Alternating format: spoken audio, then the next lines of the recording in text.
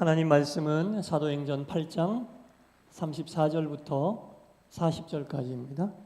사도행전 8장 34절부터 40절까지 한 절씩 교독하겠습니다. 그 내시가 빌립에게 말하되 청컨대 내가 묻노니 선지자가 이 말한 것이 누구를 가리킴이냐 자기를 가리킴이냐 타인을 가리킴이냐.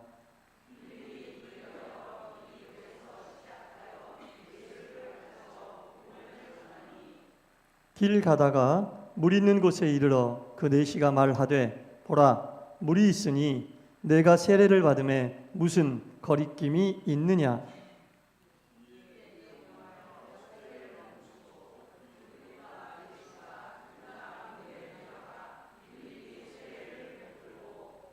둘이 물에서 올라올새 주의 영이 빌립을 이끌어간지라. 내시는 기쁘게 길을 가므로 그를 다시 보지 못하니라.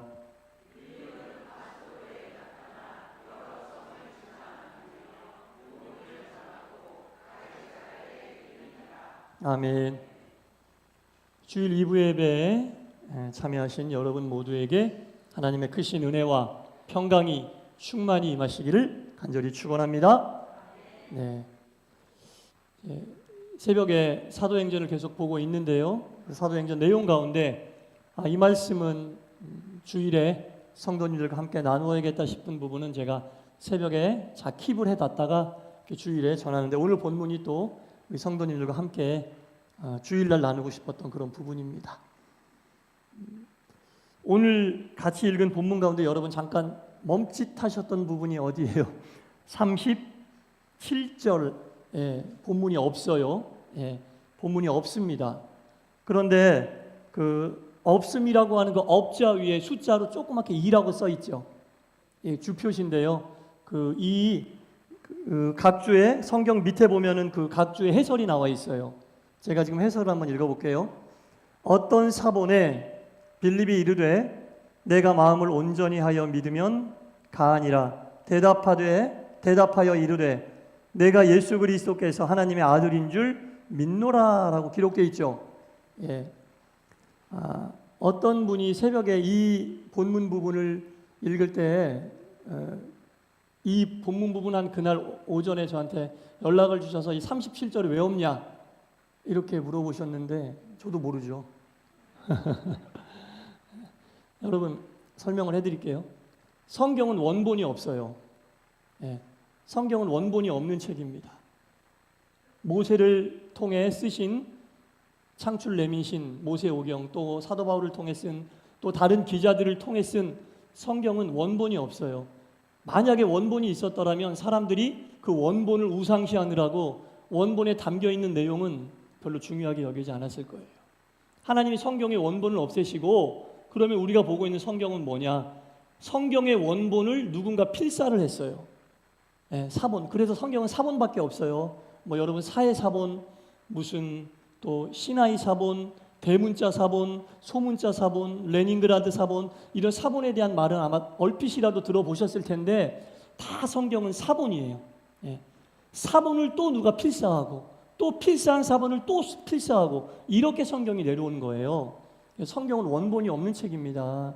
너무 방대하기도 하고 또 원본이 없다 보니까 이 권위에 대한 문제가 대두되기 시작해서 초대교회 때 많은 목회자들과 또 학자들이 모여서 오랜 시간 동안 이렇게 내려오고 있는 많은 사본들 가운데 어떤 사본이 가장 원본에 가깝고 가장 권위가 있느냐 기도하면서 고르고 추스리고 그래서 오늘 성경 정경이 마련이 된 거예요. 그러다 보니까 원본이 없는 성경 속에 이렇게 오늘 37절처럼 빠지는 내용이 없는 경우도 있는 거예요. 시편을 읽다 봐도 없음이라는 말이 나오고 오늘 본문도 없습니다. 사본에 없는 부분이기 때문에 오늘 사도행전 8장 37절은 없음이라고 표시가 되어 있는 거예요. 그런데 왜 각주를 달았느냐? 자, 지금도 세례식을 하다 보면은 세례를 받는 분들에게 집례자가 물어보잖아요. 첫째, 세례 받기 전에 이런 것들을 믿습니까? 하고 신앙을 고백하게 한 이후에 세례를 베풀잖아요. 여러분들 다 그렇게 세례 받으셨잖아요. 본인으로 하여금 신앙을 고백하도록 문답을 진행한다고요. 이것은 초대교회 때부터 있었던 전통인데 초대교회 때부터 있었던 이 전통이 갑자기 생긴 것이겠느냐. 성경의 여러 사본들을 찾아보니까 이런 흔적들이 있다는 거예요. 그런데 정경으로 받아들이기에는 뭔가 부족하고, 그러다 보니까 이 내시가 빌립에게 세례를 받았던 부분이 과거에 있었던 사실인데 정경에는 그 내용이 없고, 그러다 보니까 어떤 사본에 있는 내용을 각주를 달아서 이런 일이 이 시대에 있었다라고 표시해 준 거예요. 이해되세요? 네. 그래서 이 없음이라고 한 것에 대해 각주를 단 이유는 세례를 준 빌립 집사가 최초의 이방인에게 세례를 준 이 사건은 분명히 있는 사건인데 정경으로 채택된 부분에는 그 내용이 없다. 그래서 각주를 달아서 어떤 사본에 있는 내용을 설명해 주고 있는 거다라는 거죠. 성경은 원본이 없는 책임을 여러분 아셔야 됩니다. 여러 사본들을 잘 추스리고 모아서 권위 있게 인정되는 그런 부분들을 모아 책으로 묶어낸 것이 성경이다라는 거죠. 자, 여하튼 이런 어떤 설명을 드렸고, 자, 예루살렘에 스데반이 순교한 이후에 큰 박해가, 유대교에 의해서 큰 박해, 예수 믿는 사람들이 큰 박해를 당해서 그곳에 모여있던 사람들이 다 흩어졌어요. 그 흩어진 사람 중에 초대교회 7집사 중에 한 사람이었던 빌립이라고 하는 집사가 어디로 갔어요? 지난주에 했던 거 이어지는 거잖아요. 사마리아로 갔잖아요. 사마리아로 가서 복음을 전했어요. 근데 빌립은 사마리아로 가고 싶었어요? 가고 싶지 않았어요? 가고 싶지 않았어요. 왜? 유대인은 사마리아 사람들을 짐승만도 못하게 여기고, 그것을 아는 사마리아 사람도 유대인을 별로 달가워하지 않아요. 유대인이었던 빌립이 사마리아에 가면 환영받지 못하면 물론이고, 더구나 예수를 전하면 돌팔매질 받을지도 모르고 목숨도 위협할지도 몰라요. 이것은 빌립이 하고 싶은 일이 아니었어요. 그러나 해야 될 일임을 누가 깨닫게 하셨죠? 성령이 깨닫게 하셔서 빌립이 하고 싶지는 않지만 해야 될 일을 하기 위해서 사마리아로 가서 복음을 전했을 때 사마리아 사람들이 변하고 예수를 믿게 된지 믿으시기 바랍니다. 그 일이 끝나자마자 또 성령이 빌립을 어디로 이끄셨어요? 광야길로 이끄셨다는 거죠. 광야로 이끄셔서 누구를 만나게 하셨습니까? 오늘 본문에 나오는 내시를, 에디오피아의 내시를 만나게 하셨어요. 그리고 그 내시에게 복음을 전하고 내시가 예수를 믿게 되었어요. 그리고 세례를 베풀었다는 겁니다. 오늘 본문 38절 끝부분에 보니까 빌립이 세례를 베풀고 둘이서 물에서 올라올세. 또 누가 빌립을 이끌어요? 주의 영이 빌립을 이끌어간지라. 그리고 나서 내시는 기쁘게 길을 갔다. 어디로 갔겠어요? 내시는 본국으로 돌아갔겠죠. 에디오피아 본국으로 주님을 만나고 몰랐던 진리를 깨닫고 기뻐서 본국으로 돌아가고, 세례를 베풀자마자 빌립은 또 성령의 이끌림을 받아 어디론가 가는 거예요. 어디론가 가는 거예요. 성령의 이끌림을 받을 때에는 하고 싶은 일을 해서 하는 게 아니라 해야 할 일을 깨닫게 하셔서 빌립이 또 어디론가 갔는데, 어디로 갔는지 본문 40절에 나옵니다. 빌립은 아소도에 나타나 여러 성을 지나다니며 복음을 전하고 최종 어디를 향했다? 가이사랴로 갔다. 광야에서 또 성령의 이끌림을 받아 지중해 연안을 따라서 복음을 전하고 결국 정착한 곳이 어디냐? 가이사랴로 갔다라는 겁니다. 이렇게 사도행전 8장은 빌립이 성령의 이끌림을 받아 가이사랴로 갔음을 끝으로 빌립에 대한 얘기를 마무리하고요. 그 다음에 9장부터는 누가 나오냐? 사도 바울이 나옵니다. 사도 바울이 다메섹에서 예수님을 만나고 이방인을 위한 사도로 연단받고 쓰임받고 있는 과정이 쭉 나오고 있어요. 자, 이렇게 빌립에 대한 얘기가 사도행전 8장에서 끝나는데 또 언제 빌립 얘기가 등장하냐면 사도행전 21장에 가면, 사도행전 21장에 가면 빌립에 대한 얘기가 또 나옵니다. 시간은 한 30년 정도 지났어요. 사도행전 8장에서 가이사랴에 도착한 빌립이 사도행전 21장에 다시 등장할 때쯤 되면 시간이 한 30년 정도 흐른 시간이거든요. 30년 정도 흐른 시간 동안 빌립이 가이사랴에 정착해서 어떻게 살았는지 알려준다라는 거죠. 사도행전 8장을 끝으로 이야기가 멈추었던 빌립에 대한 이야기가 30년의 세월 속에서 사도행전 21장 속에 또다시 등장하게 된다라는 겁니다. 사도행전 21장을 읽다 보면 빌립이 어떻게 가이사랴에서 살았는지 짐작할 수가 있어요. 장성한 네 딸을 두고라는 표현도 나오거든요. 그러니까 빌립이 광야를 떠나 가이사랴에 정착한 이후 30년 동안 가정도 이루고 결혼도 하고 아이도 낳고 안정되게 살았다. 뭐 이런 식의 어떤 얘기가 되는데, 빌립이 이런 30년을 보낼 동안 사도행전 9장부터 시작하는 바울은 다메섹에서 예수님을 만나고 고향인 다소로 갔다가 아라비아 사막으로 갔다가 여러 선교 여행을 통해서 이방인을 위한 사도로 계속 쓰임받고 있는 30년. 빌립의 30년은 가이사랴에서, 바울의 30년은 이방인을 위한 선교사로서 이 30년을 각각 보냅니다. 그리고 빌립과 바울은 서로 친분이 있었던 사이예요. 그러던 두 사람이 사도행전 21장에 빌립의 집에서 다시 만나요. 각각의 30년을 보냈던 빌립과 이 바울이 사도행전 21장에서 다시 만나게 된다라는 겁니다. 사도 바울이 선교 여행을 마치고 빌립의 집이 있는 가이사랴로 가서 빌립의 집에서 잠깐 유하고 있어요. 친분이 있으니까 잠시 이제 머무르고 있을 때 그 빌립의 집에 누가 나타났냐면 아가보라고 하는 유명한 선지자가 어느 날 찾아옵니다. 이 아가보 선지자는 굉장히 성령 충만한 사람인데, 이 아가보 선지자가 바울과 빌립이 있었던 그 빌립의 집에 나타나서 이런 예언을 하게 됩니다. 사도행전 21장을 쭉 읽어보면 이런 내용이 나와요. 사도 바울은 이제 곧 예루살렘으로 갈 것이다. 거기에 가서 결박당하고 투옥당하고 예수 그리스도를 위해 목숨까지 잃을지 모른다라는 예언을 하게 됩니다.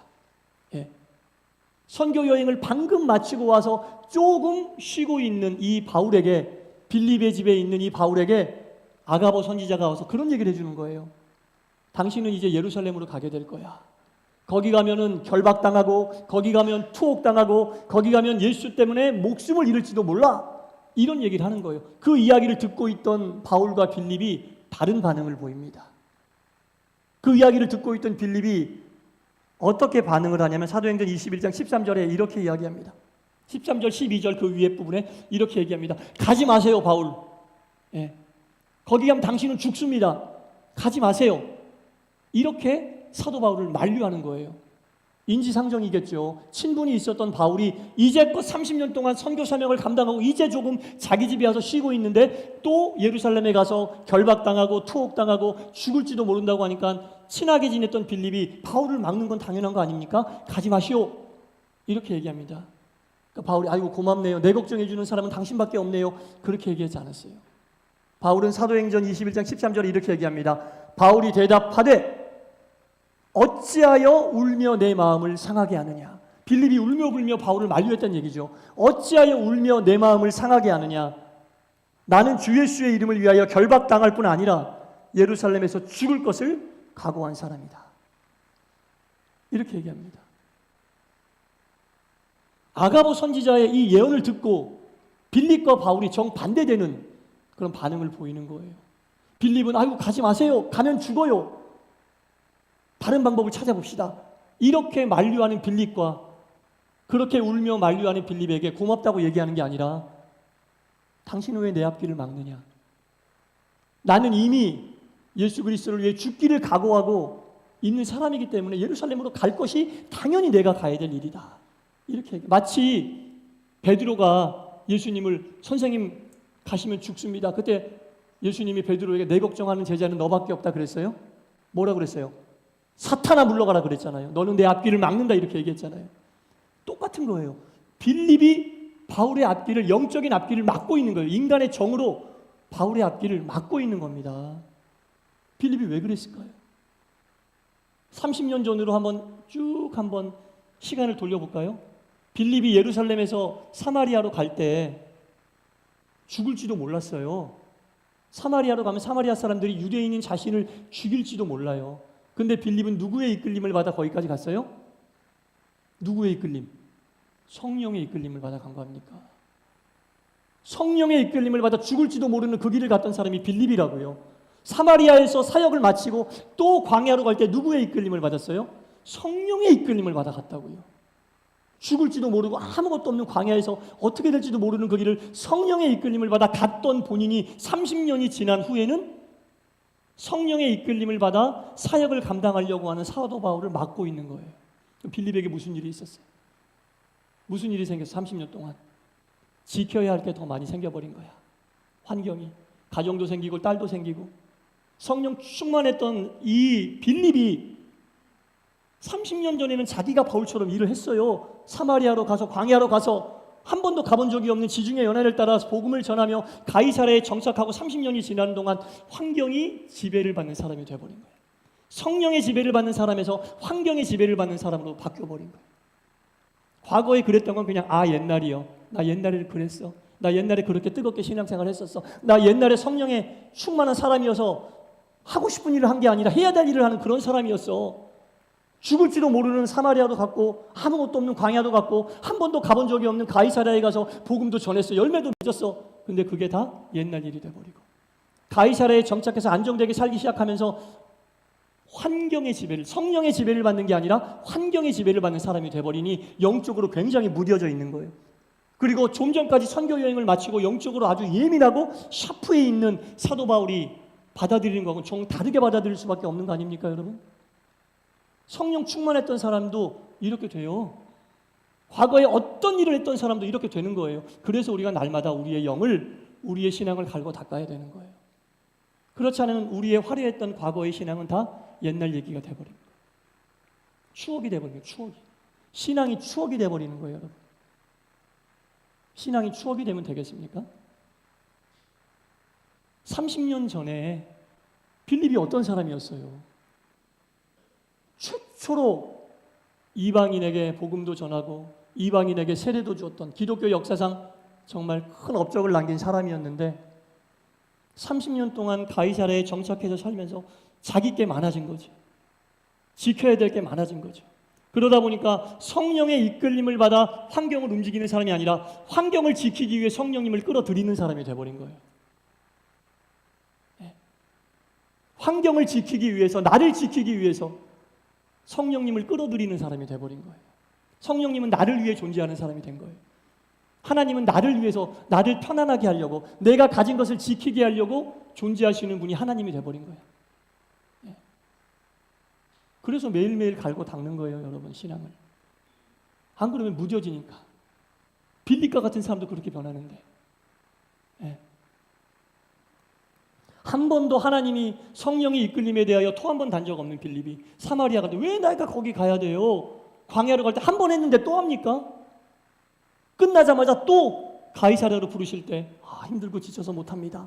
이렇게 안 했어요. 한 번도 토달지 않고 순종하고 가는 곳마다 복음의 열매가 맺게 했었던 그 빌립이 이렇게 돼버린 거예요. 시간이 지나고 내 것이 많아지고 지켜야 될 게 많아지면서 성령의 이끌림을 받는 게 아니라 환경의 이끌림을 받아 환경을 지키기 위해 성령님을 찾는 그런 신앙인이 돼버렸다라는 겁니다.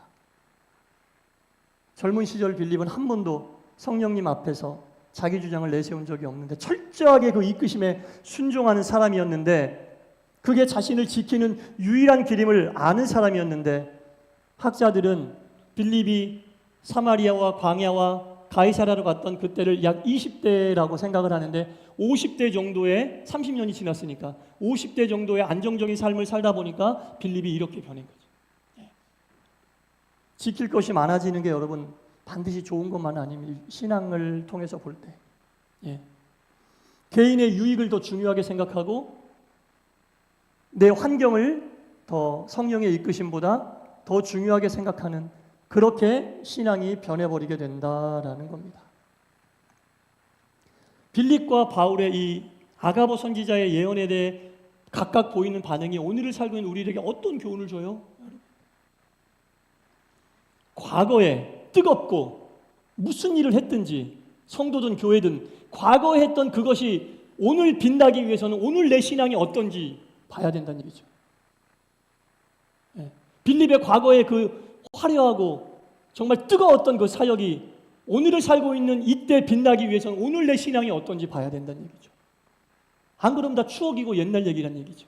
교회도 과거에 무엇을 했던 오늘 이 시점이 중요하고, 성도도 과거에 무엇을 했던 오늘 이 시점이 중요해요. 오늘 교회가 어떤 일을 어디에 집중하고 있는지를 봐야지 과거의 일들이 빛이 나는 거지. 안 그러면 다 추억이나 얘기하면서 신앙이 여러분 추억거리가 되면 되겠어요? 사명과 사역이 추억거리가 되면 되겠어요? 옛날 얘기는 하면서 그냥 그 시절 그리워하면서. 오늘의 신앙이 빛이 나야 과거의 신앙이 빛이 나는 거예요. 여러분, 지금 내가 어떻게, 우리 교회가 어떤 길을 가고 있는지 그걸 볼 수 있어야죠. 안 그러면 빌립처럼 되는 거예요. 빌립이 어떤 사람이에요, 여러분? 목숨 걸고 복음 전하면서 성령에게 충성하고 순종하며 어디든 아골골짝 빈들에도 갔던 사람인데, 영의 일을 하고자 하는 사도 바울의 앞길을 막고 있잖아요. 자기 혼자가 아니라 영의 일을 하는 사람도 막고 있는 거예요. 오늘 말씀 제목이 뭐예요? 멈춰 있으면 퇴보됩니다. 신앙은 멈춰 있으면요, 그 자리를 지키는 게 아니라 퇴보되는 거예요.